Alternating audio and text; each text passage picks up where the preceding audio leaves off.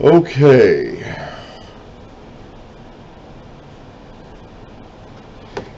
Stop that.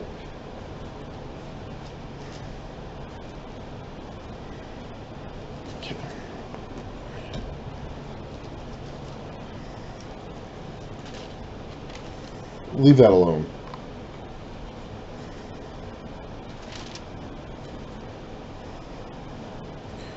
Okay. Alright, so this is my first time at this in a while. Unfortunately, I had a bit of a gap in between this video and the last one. I finished up through the story of Esau selling his birthright to Jacob for a bowl of red stuff. Cat, I don't like the way you're just kind of standing there. Move. You're disturbing me. Which is through Genesis 25.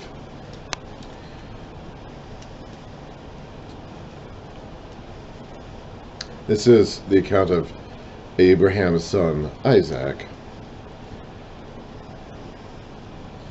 Started in 25:19. It's actually going to be about Jacob. There is no account of Abraham. Like the account of Abraham, by the way that Genesis records its family records or its accounts, would be about Isaac. But we don't have an account of Abraham. We go straight from the account of Terah, which is about Abraham, to the account of Abraham's son, Isaac, which is about Jacob. I think it's possibly because Isaac himself doesn't get a lot of attention by himself. He's really only mentioned, except for this one chapter we're about to read, he's really only mentioned in connection with his father Abraham or his son Jacob. Isaac by himself doesn't get a whole lot of attention. Except for this little story here in Genesis 26, and even this isn't really, well, it borrows heavily from the Abraham stories that we've already read. So even in this one little section where Isaac gets to himself, he still is not really doing anything too singularly defining for himself. Anyway, this is Genesis 26. Now there was a famine in the land, besides the earlier famine of Abraham's time. That's when Abraham went down to Egypt and got in trouble with Pharaoh down there. We read about that. And Isaac went to Abimelech, king of the Philistines, in Gerar. The Lord appeared to Isaac and said, "Do not go down to Egypt. Live in the land where I tell you to live." So I guess Isaac thought about going to Egypt, apparently, because the Lord specifically told him not to. Maybe this is maybe this is a warning being given to Isaac in light of Abraham's own experiences down in Egypt some time ago. Not sure. Maybe the conditions in Egypt have changed, and the people in Egypt were relatively welcoming of Abraham at the time. They welcomed down. Abraham had to deceive them, and then they gave him a bunch of stuff and had him leave. But they welcomed him when he came. Maybe the people in Egypt are not as welcoming now as they would have been decades earlier, or maybe just the Lord doesn't want that sort of thing to happen again. Whatever the case is, Isaac probably thought about going. I mean, in Egypt there would always be the Nile River, so there could be famine everywhere else, but Egypt would still have the Nile River to rely on. We're going to read about that when Joseph comes along. And we'll get into more of the Egypt-Israel stuff as we get into that section. There's a lot I could say about pharaohs in Egypt, but I'm going to wait until then to get into it. So do not go down to Egypt, the Lord said to Isaac. Live in the land where I tell you to live. Stay in this land for a while, and I will be with you and will bless you. Of course, he will have them go into Egypt in the decades to come, but right now he doesn't want them going down there. For to you and to your descendants I will give all these lands. And remember, these are the people that Moses is speaking out loud to as he's reading this for the first time. And will confirm the oath I swore to your father Abraham. I will make your descendants as numerous as the stars in the sky, and will give them all these lands. And through your offspring, or seed, all nations on earth will be blessed. Because Abraham obeyed me and kept my requirements, my commands, my decrees, and my laws. So Isaac stayed in Gerar. When the men of that place asked him about his wife, he said, "She is my sister," because he was afraid to say, "She is my wife." He thought, the men of this place might kill me on account of Rebekah, because she is very beautiful. Now, the text doesn't actually say here that he got the idea from his father Abraham, but I think it's pretty obvious that we're supposed to draw that conclusion. Like father, like son. This is even the same place where Abraham did this twice that we have a record of. Once in Egypt and once here with this Abimelech guy. I don't know if it's the same dude. We're going to have a guy named Abimelech who's king of this area. I don't know if it's the same dude or maybe his son, and he just inherited the title or whatever. I really don't know. I don't think anybody can really be certain. But it's the same place that Abraham already has done this. So even though the text doesn't actually say that Isaac got the idea from Abraham, it's hard to avoid drawing that conclusion. When Isaac had been there for a long time, Abimelech, king of the Philistines, looked down from a window. I don't know how long it was long. A year, 2 years, 3 years, I don't know. And saw Isaac caressing his wife, Rebekah. So Rebekah and Isaac, I guess, had been separated for some time, but were sneaking off these little moments here and there. I really don't know. So Abimelech summoned Isaac and said, "She is really your wife. Why did you say she is my sister?" Isaac answered him, "Because I thought I might lose my life on account of her."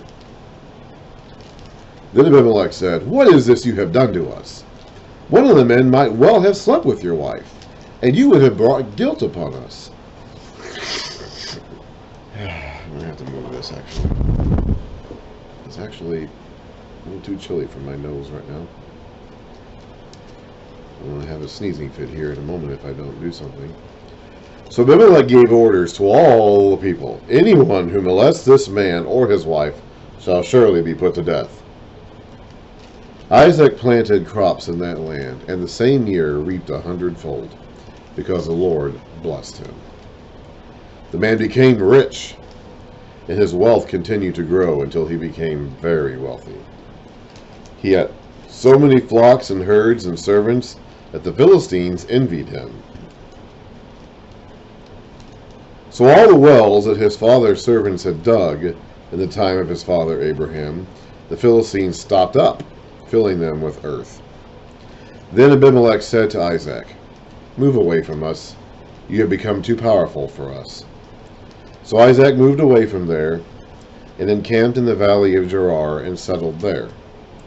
Isaac reopened the wells that had been dug in the time of his father Abraham, which the Philistines had stopped up after Abraham died, and he gave them the same names his father had given them. Isaac's servants dug in the valley and discovered a well of fresh water there. But the herdsmen of Gerar quarreled with Isaac's herdsmen and said, "The water is ours." So he named the well Esek, which means, and according to our footnotes down here, dispute, because they disputed with him. Then they dug another well, but they quarreled over that one also. So that he named it Sitnah, which means, according to our footnotes, opposition. He moved on from there and dug another well, and no one quarreled over it. He named it Rehoboth, which means room, saying, "Now the Lord has given us room, and we will flourish in the land." From there he went up to Beersheba. That night the Lord appeared to him and said, "I am the God of your father Abraham. Do not be afraid, for I am with you. I will bless you and will increase the number of your descendants for the sake of my servant Abraham." Isaac built an altar there and called on the name of the Lord.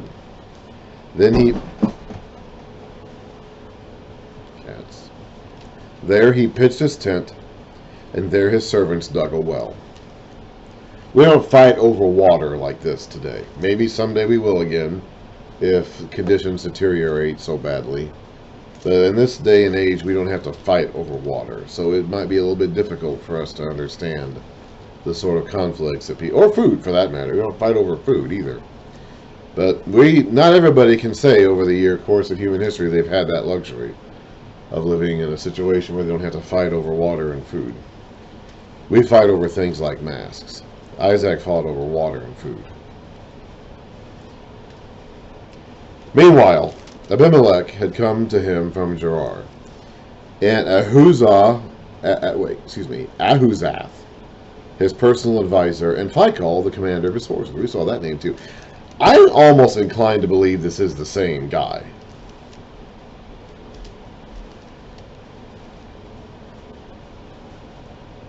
I just don't like the way that cat is looking. Those eyeballs are big and round, and I think she wants to cause trouble. Wait, you... Okay, hang on a second. I'm gonna have to keep one eye on this cat over here. I'm gonna have to keep one eye on this cat. Because she is... This is not the troublemaker. This is the scaredy cat, but she sometimes...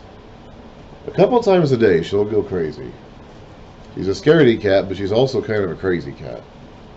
A few times a day, she'll just go completely nuts. And right now, I think she's... I threw something at her, so there she might be calming down somewhat. Her scared side will ultimately win out over her crazy side. She's a scaredy cat by nature. Anyway, I'm inclined to believe this is the same Abimelech, just an older version of him. Because he has the same name, and the commander of his forces has the same name. And there's nothing in the text to indicate that this is the original Abimelech's son. So either that or he is the son of Abimelech and he has the commander. The commander, if I call, could be the same guy. I don't know exactly. But even in that day and time, when names or titles at least of kings were common, it's kind of tough for me to believe that both these guys are two different guys. Like Abimelech and Phicol are both different, and they both happen to have the same name. I can see that with the king, or maybe Abimelech itself is a kingly title. I don't see that being the case with both him and Phicol. Anyway, Isaac asked them, "Why have you come to me, since you are hostile to me and sent me away?" They answered, "We saw clearly that the Lord was with you, so we said, there ought to be a sworn agreement between us and you. Let us make a treaty with you that you will do us no harm, just as we did not molest you, but always treated you well and sent you away in peace. And how you are blessed by the Lord."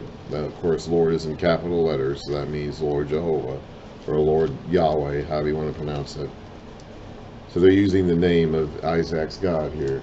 It's always a little bit funny or tricky reading it in the English translations, because we use the word Lord for so much, and so many of the different names for God or God even for that matter, and so many of the different names for God get translated as either God or Lord, and those words just become so common. They're just common words that it becomes difficult sometimes to understand the different shades of meaning the different names of God have. You'll find it very common in English translations for the personal name of God, Jehovah, to be rendered in all capital letters Lord. So whenever you see that, you can know that they're using the name of Isaac's God or Israel's God instead of just God or Lord, like as a more generic, all-purpose term. Even in their language, I mean, El was the word for God, and even that word was somewhat generic and applied to a bunch of different kinds of gods. So, well, I mean, in the end, I mean, the gods, like the only God, like the God of gods, from the beginning until, really, not just the end of the Bible, but all the way up until today, God's entire purpose is to continue the ongoing revelation of himself to the world. And I think you can see that track of the Bible itself as he gradually reveals himself to mankind. And I think it goes beyond the Bible even. I think even as time goes on, God is still revealing more aspects of himself to the universe. And there will come a day when all the universe bows down and declares his name. And I think that trend is just continuing. So I think that the idea of him, the constant ongoing unveiling of God, I think is part of the entire scope of history. So here in Genesis, and even Genesis was written by Moses about events that occurred hundreds of years before his own time.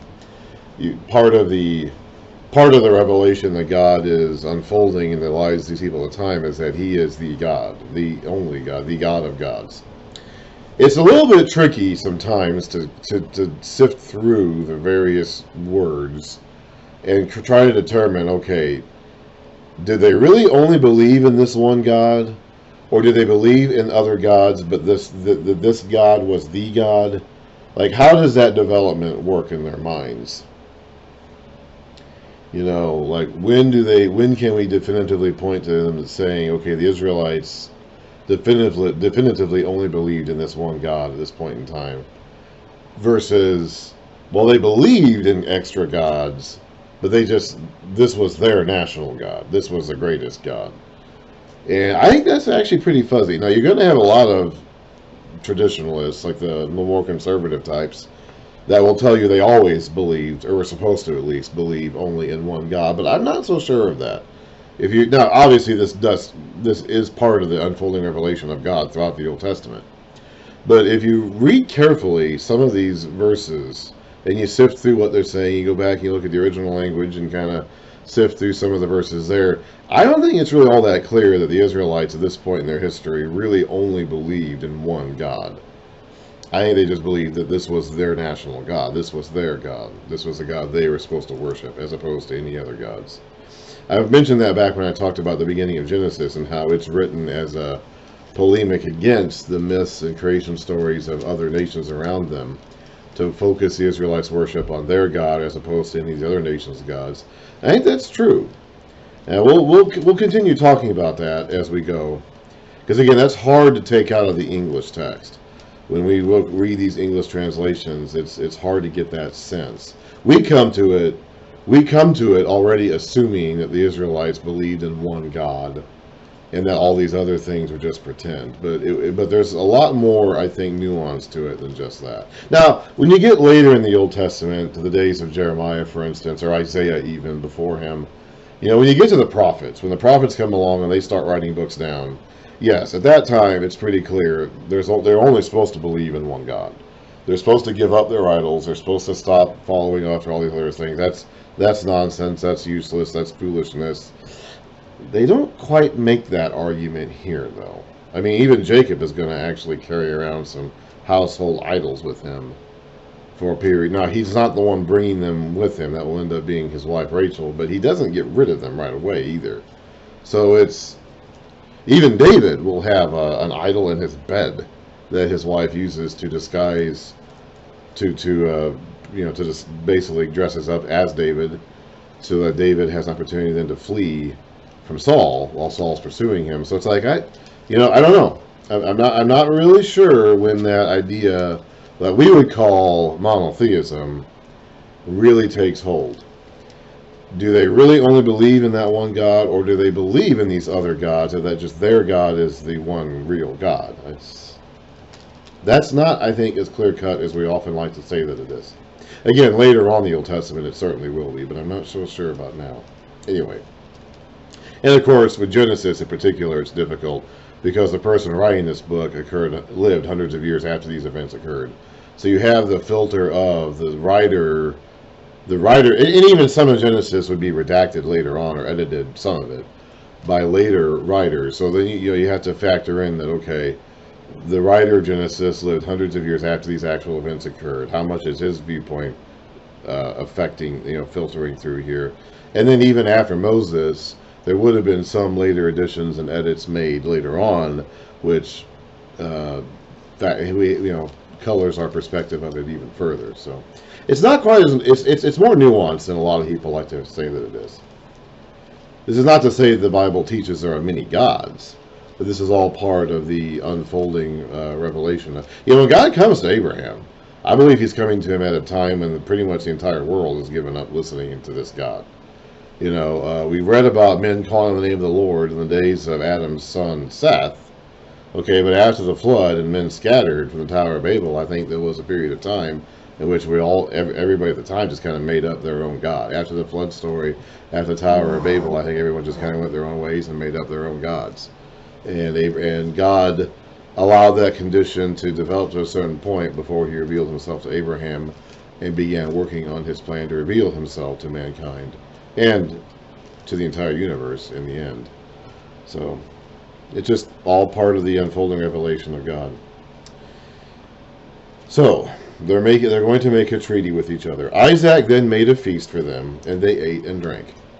Early the next morning, the men swore an oath to each other. Then Isaac sent them on their way, and they left him in peace.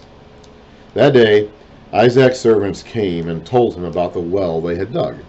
They said, "We found water." He called it Shibah, which according to my footnotes means oath or 7. And to this day, the name of the town has been Beersheba, which means well of the oath or well of 7.